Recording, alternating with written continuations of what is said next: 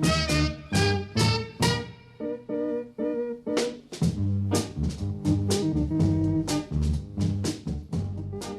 1984, Ethiopia was in the grip of famine, shocked by climate change and devastated by civil war. An indelible image was implanted. This was a location for foreign aid, not business investment and trade. Ethiopia withdrew from the world's headlines into isolation under a communist regime. In 1991, with the transition to democracy, Ethiopia rejoined the world. Market reforms drove economic development. And develop Ethiopia did. GDP growth has soared to the top ranks of the emerging markets. Between 2011 and 2015, the Economist's Intelligence Unit projects that Ethiopia will be the third fastest growing economy in the world, trailing only China and India. Economic progress is mirrored in improved living standards. Between 2000 and 2010, Ethiopia ranked second in the world in improving living conditions according to the UN's Human Development Index. Between 2005 and 2010, Ethiopia moved into first place, outpacing every country, including China. But the Ethiopian story is not just about growth, it's about transformation. Quantum improvements in infrastructure. Diversification of production, and climate change, business climate change. We have been able to produce vegetables and export them. We harvest the night before and export in the morning, or we harvest in the morning and export that same evening. So we're able to deliver vegetables to our customers within a 24-hour period and sometimes less. So we have an advantage in being able to get fresh, ready for the shelf, pre-packed vegetables to the European markets. Ethiopian Airlines has just taken delivery of 4 Boeing 777s at a list of $1.1 billion and has over 50 planes on order. Ethiopian Airlines is the largest cargo operator in Africa, operating in the fastest growing trade routes between Africa, Europe, the Middle East, and Asia. With the new 777s, Ethiopian will significantly expand its tonnage and range capabilities. Its business is growing rapidly. 5 years ago, it opened a new cargo terminal designed to meet the capacity for 10 years. It reached capacity in only 5 years and is starting construction on a new state-of-the-art facility.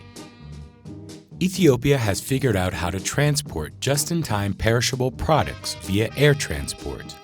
The country is now doing the same for land and sea cargo. The key to efficient logistics is the Authorized Economic Operator program that Ethiopia is developing in conjunction with the World Customs Organization. Shipping containers are transferred from a ship in Djibouti, trucked directly to the factory, where it is opened in the presence of a customs official, inspected, and brought into production. Right now, it takes 2 to 3 days to get the container from Djibouti to a factory that has an Authorized Economic Operator status. The proof of the pudding is in the eating. Ethiopia's transformation is best demonstrated by looking at who is operating here. From the United States, from Europe, from Australia, from Canada, from India, from China, from Turkey, from Saudi Arabia, and South Africa. Ethiopia has reached out to the world, and the world is coming to Ethiopia.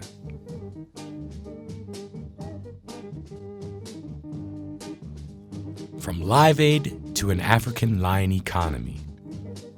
Why is Ethiopia the biggest opportunity in Africa?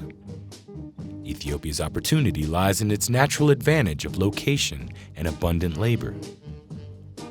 1/3 of the world's container traffic passes through the Red Sea, from China and Southeast Asia, India and the Gulf states to Europe and onwards to America and back. Addis Ababa is closer to a major modern seaport with post-Panamax container capacity than Munich. And when the government's ambitious railway building program finishes, factories will be able to access the port of Djibouti faster and more efficiently. The current transit time from Djibouti to Addis Ababa is about 2 to 3 days, depending on how heavy the cargo is and whether trucks are available. With the new railway line, train speeds will reach a top end of 100 kilometers per hour. The transit times will be cut to hours. This will be a game changer for Ethiopian industry. Additional lines planned to Lamu in Kenya for southbound cargo and to Port Sudan will reduce congestion in Djibouti. Ethiopia poses 2 questions to business.